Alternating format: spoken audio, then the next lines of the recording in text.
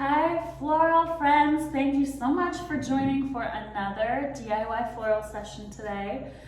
What a lovely contrasty mix of flowers we have. It's sort of a half and half, warm and cool, which can be a fun play. I often like to stick to just one color family, but it can be really fun to play around with different color palettes that are very highly contrasting. So we've got a lot of beautiful rainbow shades. It's almost a rainbow color arrangement, but those two color groups, cool and warm, are gonna play off of each other really well. I'm gonna be designing in my mason jar, but you could also experiment with a smaller vase for this one.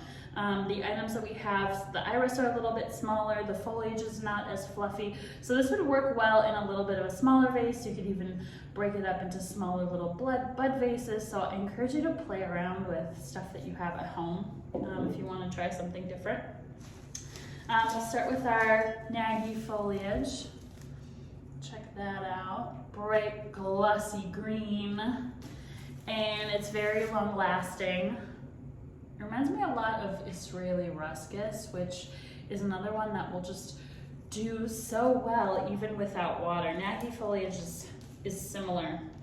It can last for really long periods without any water, which is why it's great for vase arrangements. So I'm gonna trim mine up, go ahead and stem split right at those joints. So we've got these two pieces here. This is not, my most beautiful piece. This tip piece is a little bit prettier. So I always like to put these pieces where I trim the bottom in the bottom of the vase. And we'll fill out our vase with our Nagi foliage, give it a little fluff there.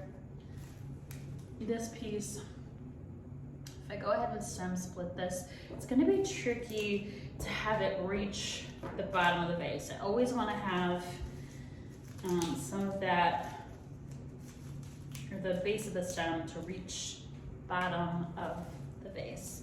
So I'm not gonna trim that off and stem split it. Instead I'll just cut off one of these lateral side pieces. It also has an interesting smell.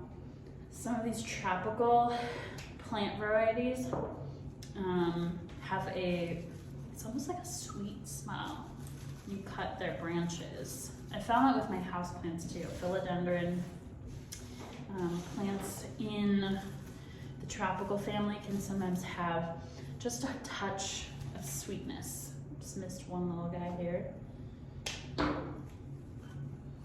Got that one short guy. Actually, I'm gonna leave this out until the end. It's almost too short, really, but we're gonna risk it. See what happens if you do not have all your stems reaching the bottom of the vase. Is as your arrangement drinks water, which they will do, they will drink up more water throughout the life of their arrangement, the water level will get lower. If you're anything like me and you kind of set it and forget it, and then your whatever stems that are too short will not be in water and they will die. So that's kind of the tricky part about these short stems. So I might leave this to the end and kind of put it in the front. I'm gonna start with my filler. I kind of forgot to go through our flowers actually, so let's do that quickly. Pretty Montecasino Aster. I think daisies are kind of having a moment right now. They're such a sweet flower, and this is in the daisy family. I've got 3 pieces. I've got one kind of more smaller piece that is yet to open yet. We have in our other cool palette flowers, iris. Iris are perennial flowers, so they bloom in the spring from a bulb.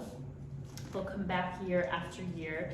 These are more of just a sweet, small iris, but iris do, you can find really show-stopping bearded iris during the springtime and summertime. And then we've got our yellow snaps, spring and summer flower, and that'll just contrast so beautifully with our purpley blues. Really, looks like purple to us, but it's considered in the blue tone. It's kind of has that cooler blue. Even this iris that you could make a case for it being purple, but technically it's labeled as blue. And then our lovely mango calla lilies. So our warm colors are really just gonna pop so nicely with our cool colors. Pretty evenly balanced. But let's get back to our arrangement. We'll start with the Montecasino Aster. I've got kind of two big fluffy pieces. So I'll just do a really nice even disbursement, maybe a little shorter. And then you can turn, add.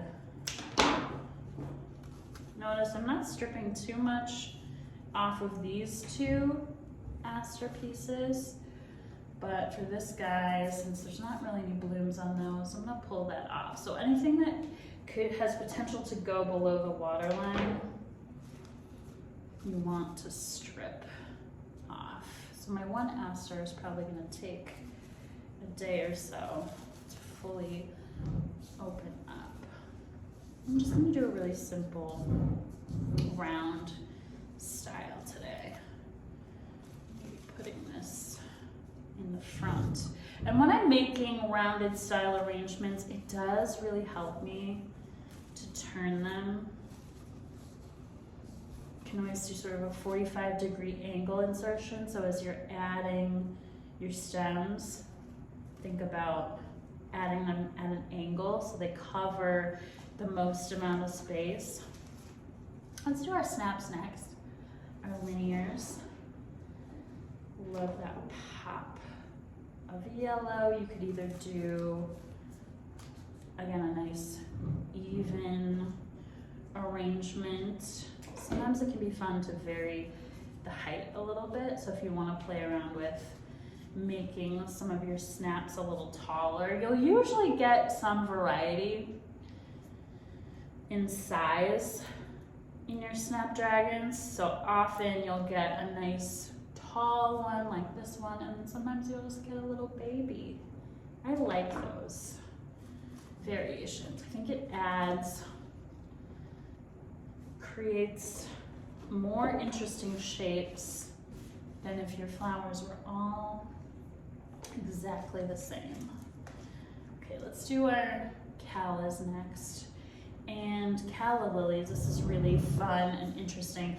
They're in that family of bulb, spring bulbs, so hyacinth, tulips, what else is a bulb? Daffodils. They're a lot of times planted in the fall. Not all bulbs are planted in the fall. Some are spring tender, but many are, and they come up in the spring, early spring, or in April is usually when we start to see them.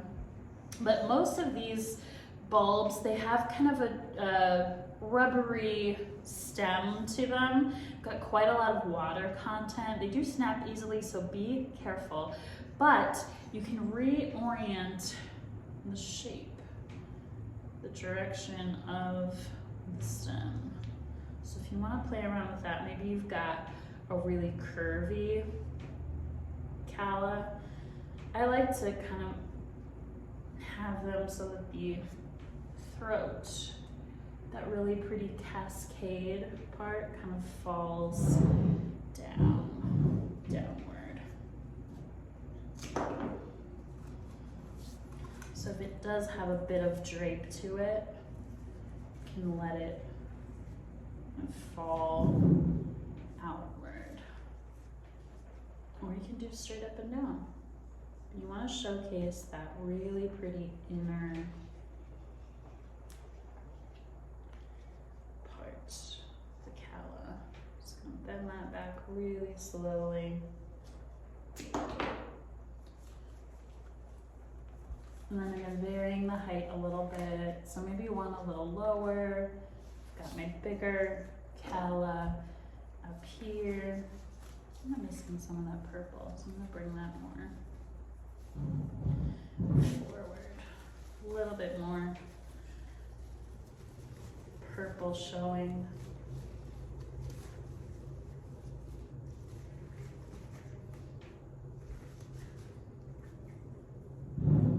There we go.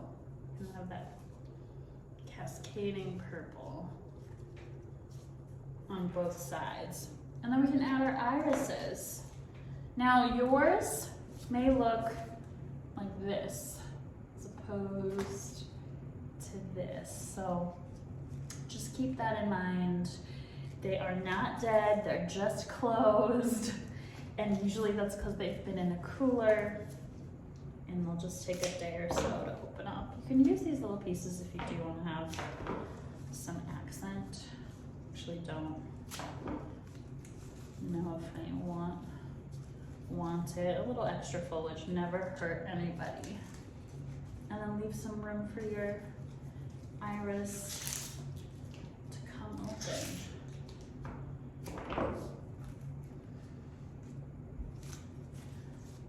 Create some, again, cascading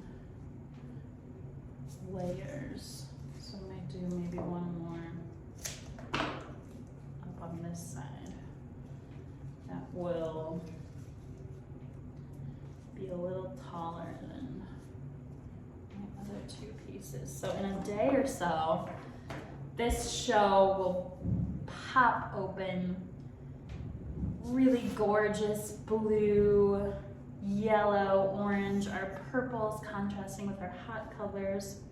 Another beautiful spring arrangement to kind of get us through these March. Now we're out of February into March, into our true spring flowers. Thanks everybody for joining. See you next week.